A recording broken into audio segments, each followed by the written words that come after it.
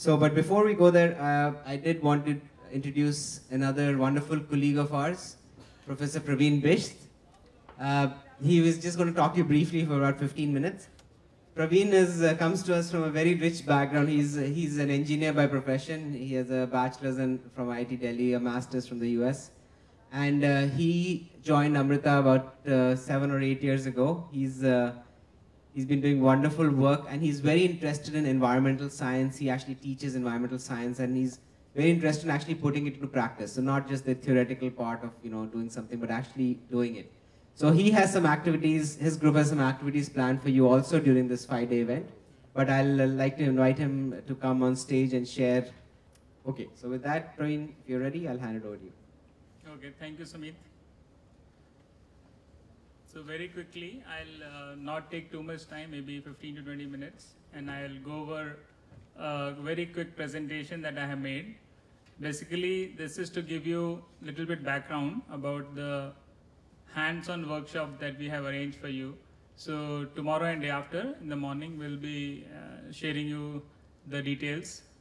The schedule will be the first day, I think the girl student would be coming for the workshop, and the following day boys will be coming and will be explaining the where to come and all that later in the evening, so that you have a complete idea.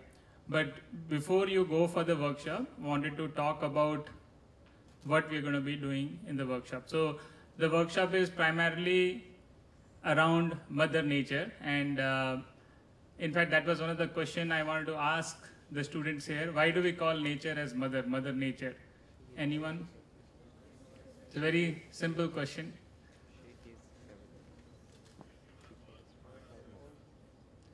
Can you speak louder? Okay, great. So just like Mother, on which we are dependent on, and Mother is the one which helps sustain us. Similarly, the same work is done by nature, right? Because without nature, we cannot sustain, we cannot live, we cannot, continue the way we do. So that is the reason why we call it Mother Nature. And there is a beautiful quote by Amma, and it says, everything in nature is food for one or the other being, right? In the previous talks also, we had seen, even Professor Lee Hartwell also explained, that nature is what we derive all our energy from, and without nature we just can't survive, including the simple things like air, water is all provided by nature. The food is all provided by nature. Agreed? And the other thing is, nothing in nature is without purpose. So that's another important thing. You will see that after humans have done industrial revolution, there are a lot of things that we have done is for our benefit, but as an outcome, there are also a lot of side effects, and those are not necessarily beneficial to us. And that is the reason why there are talk about global warming, there is talk about environmental changes that is causing major problems, and we'll be seeing some of them in the coming slides. So I want any one of you, maybe from the girls' side, to stand up and explain what does this cartoon signify. Anyone? What do you see there on the screen?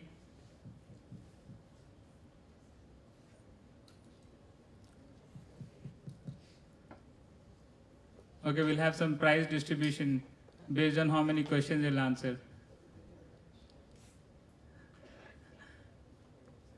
Come on, I thought you were the top 1%, so it looks like, Raghu, we selected the wrong set of students. They are? Can't see what is being drawn there, and can't you explain? Or tell in Malayalam in case you're feeling shy. Unfortunately, I will not be able to understand, but that's okay. I hope this is the effect of deforestation. Like afterwards, there is no trees and no oxygen, that we have to carry one tree to breathe the oxygen that we need. Correct. So what does it mean? That the trees are the ones that are creating oxygen for us, right? Very nice. Give her a nice round of applause. So this is very true. Obviously, it is a little bit of exaggeration. We are not there yet, But if we continue the way we are living, maybe another 20 years, this is what the state of affairs will be. And along with this, we'll also have a, maybe something for water also, because water also will not be able to get in from a tap or something. We'll be having to use a cylinder or a bucket or a bottle or whatever to carry along with us. So anyway, so the idea here is to make you realize that things are deteriorating, and if we don't change the way we do things, it will go for what we call a global collapse. So for that reason, we have to be aware of our dependency on Mother Nature and how our actions are creating negative effects on environment. Okay, so another question, this time from the boys' side. So what do you see here? Where are we heading? Can you recognize this? Anyone? Okay, now what? It's not cables intact. Okay, I think some of you got it right. These are all plastic bottles. All of us create so much waste in this process. We drink what is there inside, which is also junk actually. If you talk to some folks, they will say humans are a very strange being. They take a aluminum can of Coke, they drink what is junk, and then they throw what is valuable, because aluminum is a very valuable metal. So we throw it out as trash and we drink what is junk, which is the soda part of it inside it.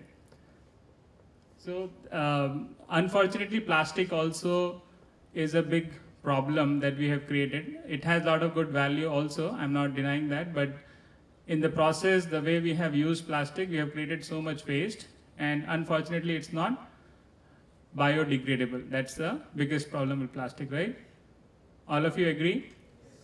And nature doesn't create plastic. Who creates plastic? Humans create plastic, right? And nature, like they said, does not create any waste. Anything that is coming out of nature finally gets used up by something else inside the nature itself. So there is like a closed loop cycle in nature. So with that, I have some very basic fundamental questions, and these are very open questions. There could be several answers to them. So are we affecting climate? So in which ways? Anyone? In positive ways or negative ways? Negative ways. So give me top 3 or top 5 reasons, one by one. Global warming is one. Okay. Ozone depletion. Okay. Deforestation. Very nice. So excellent. So I'll not go down the list. Instead, I'll ask you another question, which we did discuss, that in nature nothing is waste. So what happens to plants when they die?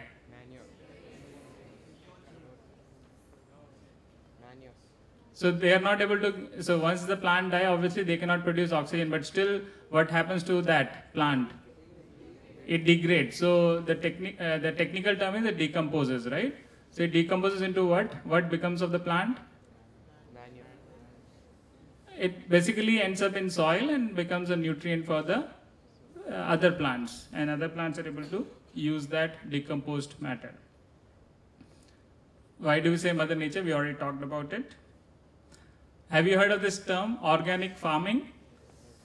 I'm sure organic chemistry, all of you have heard. Organic farming also you have heard? Anyone? What is it? Biofertilizers, okay. That's one way to ensure organic farming. So basically organic farming is to do farming without use of chemicals. Yeah, so no pesticides, no fertilizers. We can have biofertilizer but not the chemical fertilizers. Very nice. Then sustainability, we have talked about it. The first lecture was all about sustainability.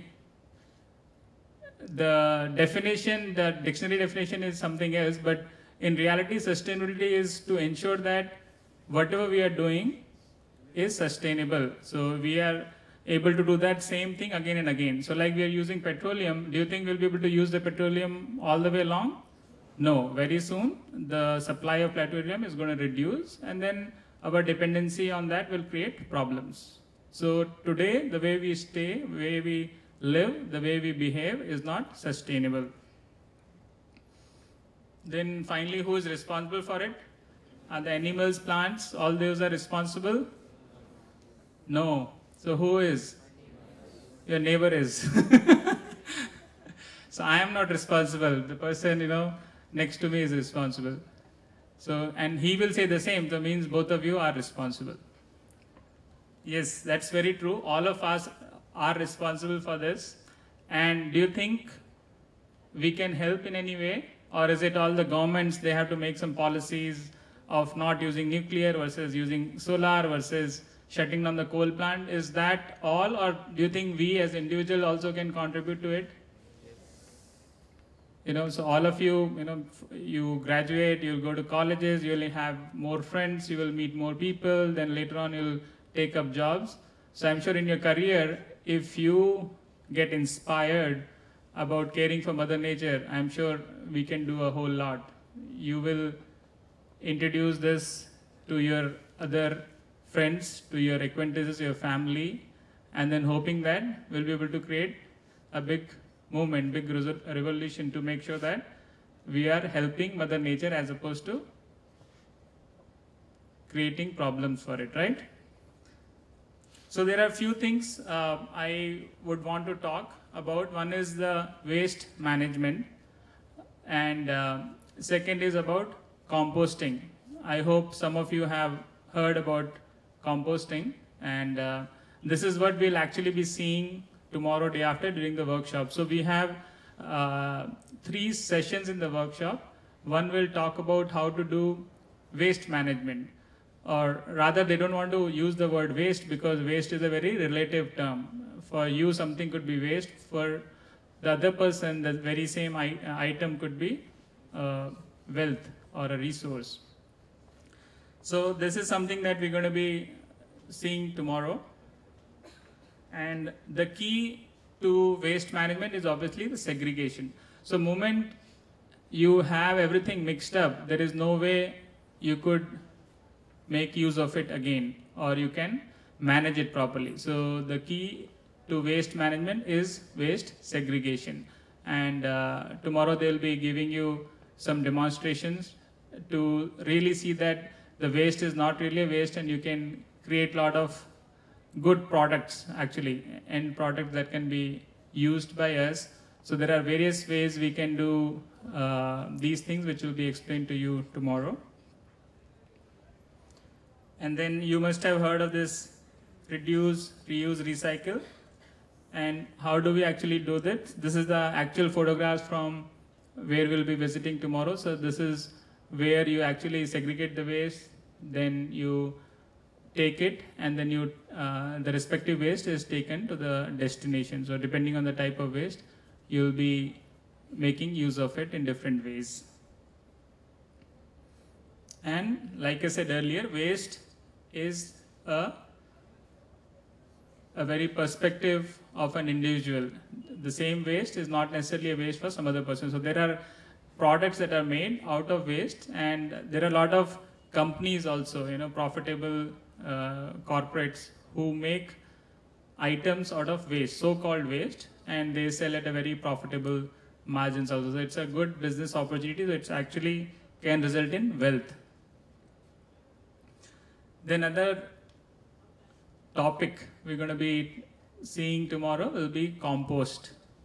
So anybody who understands what compost is or have heard of it? Anyone?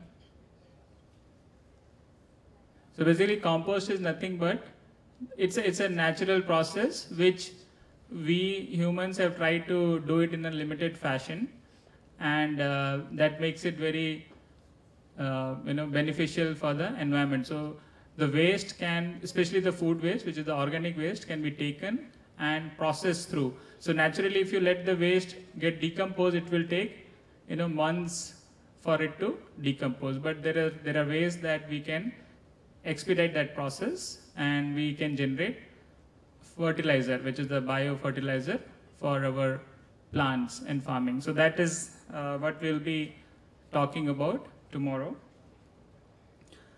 Then have you heard of vermicomposting?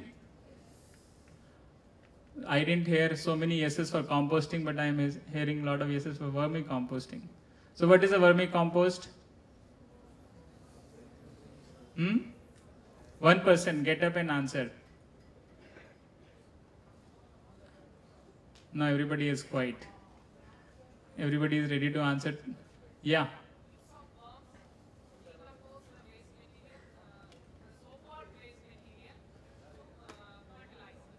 Okay, very nice. So how do you use a worm? What does worm do to decompose the material? Any? Yes. Correct. Correct. And that happens to be the best soil you can actually use.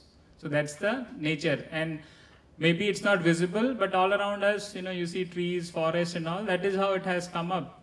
There are waste material, organic material that gets decomposed by bacteria, that get decomposed by all these worms. Earthworms are there everywhere. Just that you might not be able to, watch it from the top perspective. But if you dig a little bit on the soil, you will see beneath the surface there are a lot of earthworms. So similarly, we could use that same process and try to do it in a more controlled fashion, and that is called vermicomposting.